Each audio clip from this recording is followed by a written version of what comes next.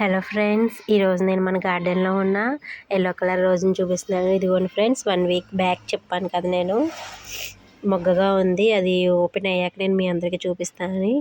చూడండి ఫ్రెండ్స్, చాలా బాగుంది. చిన్నగా వచ్చింది ఈసారి. లాస్ట్ టైం అయితే కొంచెం పెద్దగా వచ్చింది. ఎల్లో ఇష్గా ఎంత బాగుందో, నాకైతే ఈ కలర్ చాలా బాగా నచ్చింది. అండ్ 2 డేస్కి ఇది వైటిష్లోకి వచ్చేస్తుంది. చాలా బాగుంది. అండ్ మిగిలిన మా రోజెస్ అయితే ఇంకా కాపుకి రెడీగా ఉన్నాయి. అవి కూడా నేను చూపిస్తాను. అండ్ అలానే లాస్ట్ టైం నేను చూపించిన బంతిపూలు అయితే చూడండి ఫ్రెండ్స్, అవి ఆల్రెడీ ఫస్ట్ టైం నేను చూపించినవి అయితే ఇలా అయిపోతున్నాయి. ఇలా అయిపోయిన బంతిపూలు మనం వెంటనే తెంపేయకూడదు. తెంపకుండా ఉంటే అందులో విత్తనాలు అయితే ఫామ్ అవుతాయి. విత్తనాలు ఫామ్ అయ్యాక వాటిని తీసుకొని మనం ఆ నారుని కింద వేసుకుంటే చాలా బంతి చెట్లు మనకే బెనిఫిట్. ఈజీగా విడిగా వేసుకోవచ్చు ఫ్రెండ్స్. చూడండి ఇది రెండోసారి వచ్చిన బంతిపూలు. ఇవన్నీ 2 డేస్ బ్యాకే ఓపెన్ అయ్యాయి. 1 డే బ్యాక్ ఓపెన్ అయ్యాయి. చూడండి ఫ్రెండ్స్, ఎంత బాగున్నాయో.